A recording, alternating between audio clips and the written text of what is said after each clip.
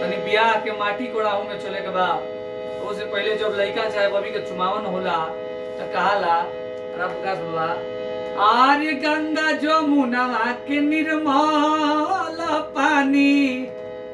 असुभे होले चलो देवता दुआरी।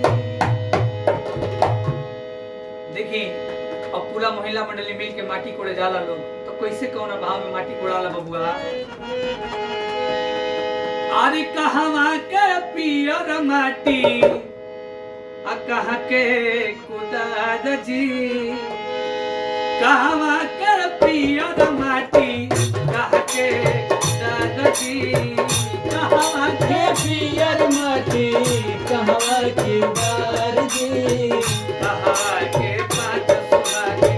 कहवा के पाँच सुहागे आ माटी कोड़े जा सकी,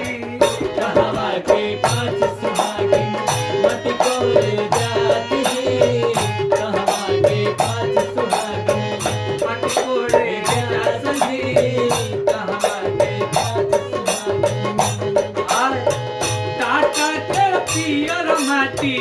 पटना के कुदार जी, टाटा के पियर माटी पटना के कुदार जी, टाटा के पियर माटी पटना के कुदार जी, टाटा के पियर माटी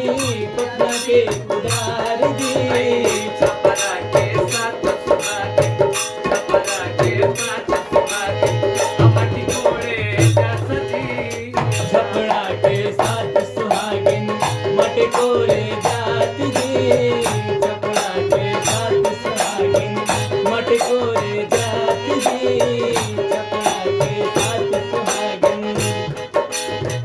और देखी माटी कोड़ा में नेबो लागेला कैसे, माटी के कोड़ैया ए माई का देबो निगवा हो, माटी के पुरैया माई का देबू निगहा हो, माटी के कोड़ैया ए माई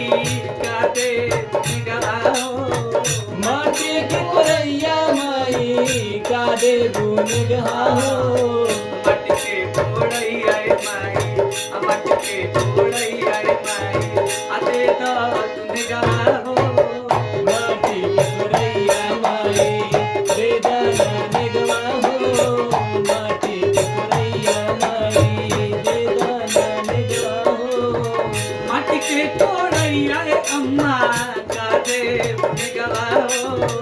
माटी के पुरैया माँ का देबू निगहा हो, माटी के कोड़ैया ए अम्मा का देबो निगवा हो, माटी के पुरैया माँ का देबू निगहा हो, माटी के कोड़ैया ए अम्मा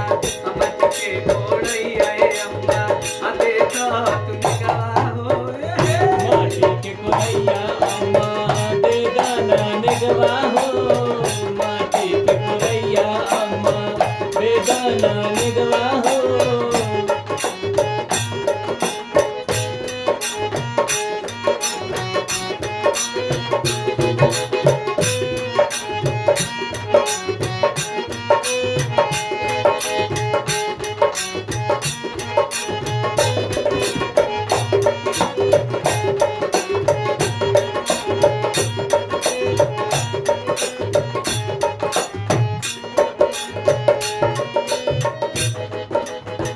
माटी के कोड़ैया ए आजी का देबो निगवा हो,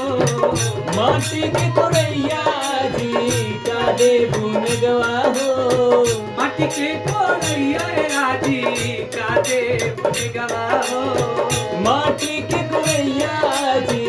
का देबू निगवा हो,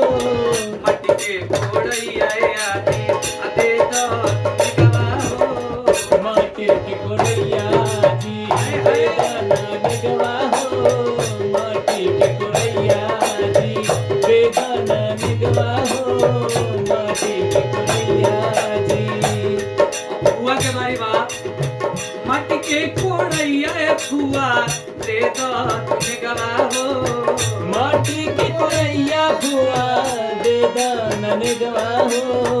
मट के कोड़ैया फुआ दे दो तुम्हें गवाहो माटी के कोरैया फुआ दे दानन गवाहो मट के कोड़ैया फुआ दे दो तुम्हें